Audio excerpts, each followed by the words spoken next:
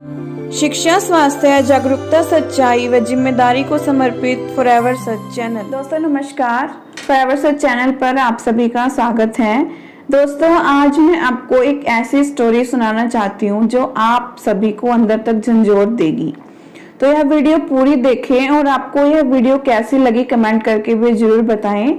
हमारे फॉरएवर सच चैनल को सब्सक्राइब कर लें और अगर आप इस वीडियो को फेसबुक पेज पर देख रहे हैं तो फेसबुक पेज को भी फॉलो कर लीजिए। तो आइए शुरू करते हैं। एक दिन एक गर्ल्स कॉलेज में एक बहुत ही खूबसूरत महिला टीचर ने ज्वाइन किया।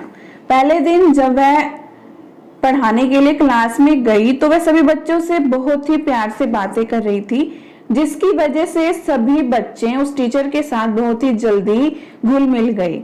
तो एक दिन फ्री पीरियड में जब सभी बच्चे आपस में बात कर रहे थे तो एक लड़की ने उस टीचर से उनकी उम्र पूछी। तो उस टीचर ने बताया कि उनकी उम्र 34 साल है। तो एक लड़की ने पूछा कि मैम आपके बच्चे कौन सी क्लास में पढ़ते हैं? तो मैडम ने जवाब दिया कि उनकी अभी तक शादी नहीं हुई। तो सभी लड़कियां हैरान हुई कि इतनी खूबसूरत होने के बावजूद भी मैम ने अभी तक शादी क्यों नहीं करवाई। तो एक लड़की ने उनसे पूछ ही लिया कि मैडम आपने अभी तक शादी क्यों नहीं करवाई। तो जवाब में मैडम ने कहा कि मैं आपको एक कहानी सुनाती हूँ। तो उस मैडम ने कहानी शुरू की कि एक गांव में एक औरत रहती थी जिसकी 5 बेटियां थी। उसका पति बहुत परेशान था क्योंकि वह बेटा चाहता था और इस बार उसने अपनी बीवी को धमकी भी दी थी कि अगर इस बार भी बेटी हुई तो वह उसे दूर चौराहे पर फेंक आएगा। तो जब उसकी बीवी प्रेग्नेंट हुई तो इस बार भी उसे लड़की ही हुई और अपनी जुबान के मुताबिक वह आदमी अपनी नवजात बच्ची को दूर चौराहे पर फेंक आया और उसकी माँ अपनी नवजात बच्ची के लिए रोती रही, लेकिन वह उसके लिए कुछ नहीं कर पाई। अगले दिन जब वह चौराहे पर अपनी बेटी को देखने गया तो उसने देखा कि उसकी बेटी वहीं चौराहे पर ही थी, उसे किसी ने नहीं उठाया। तो वह उस नवजात बच्ची को उठाकर घर ले आया, लेकिन अगले दिन फिर वह उस बच्ची को दोबारा चौराहे पर रखाया कि कल नहीं तो आज तो कोई इसे उठा ही लेगा। तो ऐसा ही अगले दिन भी हुआ। वह गया और उसने देखा कि उसकी बेटी वहीं पर थी, उसे अगले दिन भी किसी ने नहीं उठाया। तो वह फिर से अपनी बच्ची को घर उठाकर ले आया। ये सिलसिला कई दिन तक चलता रहा। वह अपनी बेटी को चौराहे पर रखकर आता था, लेकिन उसे कोई नहीं उठाता था और वो उसे वापस ले आता था। तो उसने सोचा कि शायद भगवान की यही मर्जी है कि इस बच्ची को मैं ही पालूं, और ये सोचकर वह उस बच्चे को घर ले आया। लेकिन उसने कभी भी उस बच्ची को एक बेटी वाला प्यार नहीं दिया। 1 साल के बाद उसकी पत्नी फिर से प्रेग्नेंट हुई और इस बार उसके घर बेटे ने जन्म लिया, लेकिन उसके 6 महीने बाद ही उसकी एक बेटी की मौत हो गई। इस तरह उसके घर 5 बेटों ने जन्म लिया और हर बेटे के जन्म के बाद उसकी एक बेटी की मौत हो जाती थी। तो अब उनके पास 5 बेटे और एक बच्ची थी। वो बच्ची कौन सी थी जिससे वह पीछा छुड़वाना चाहता था?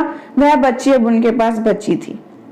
अब सब बच्चे बड़े हो गए थे और उसकी माँ की भी मृत्यु हो गई थी। सब उसके बेटे पढ़ने लिखने के बाद बाहर रहने चले गए थे और कभी कभार ही उनसे मिलने आते थे। तो वो आदमी अब बहुत बूढ़ा हो चुका था और अपनी देखभाल भी नहीं कर पाता था। फिर टीचर ने बच्चों से कहा कि क्या तुम जानते हो वो लड़की कौन थी जिसे उसके पिता चौराहे पर छोड़ आते थे? तो सभी जो लड़कियां थी वो टीचर की तरफ देख रही थी। तो टीचर ने जवाब दिया कि वो बच्ची मैं हूँ। मेरे पिता अब इतने बूढ़े हो चुके हैं कि वो ठीक से खाना भी नहीं खा पाते, मुझे ही उनकी देखभाल करनी पड़ती है, इसीलिए मैंने अभी तक शादी नहीं करवाई। वो बहुत ही शर्मिंदा हैं और अपनी गलती के लिए मुझसे माफी भी मांगना चाहते हैं, लेकिन मैं सब कुछ भूल चुकी हूँ क्योंकि है तो आखिर वो मेरे पिता ही। ये सुनकर सभी लड़कियों की आंखें नम थी और उस मैडम की बहादुरी की प्रशंसा भी कर रही थी। तो दोस्तों बेटियां माँ बाप के लिए अनमोल होती हैं। कहते हैं जिस घर में बेटियां जन्म लेती हैं वह घर तो वैसे ही स्वर्ग बन जाता है।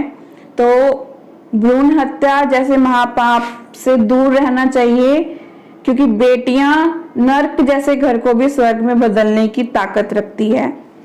तो दोस्तों, माँ बाप का दर्द समझती हैं बेटियां, घर को रोशन करती हैं बेटियां, रुलाते हैं जब बेटे, हंसाती हैं बेटियां, जब दर्द देते हैं बेटे तो मरहम लगाती हैं बेटियां, जब छोड़ जाते हैं बेटे तो संभालती हैं बेटियां। दोस्तों, बेटियां ही होती हैं जो माँ बाप के लिए कुछ भी करने को हमेशा तैयार रहती हैं। तो दोस्तों, ये वीडियो आपको कैसी लगी, आप अपनी राय जरूर दें, कमेंट करके जरूर बताएं और हमारे चैनल को सब्सक्राइब कर लें, FB पेज को फॉलो कर लें। शुक्रिया।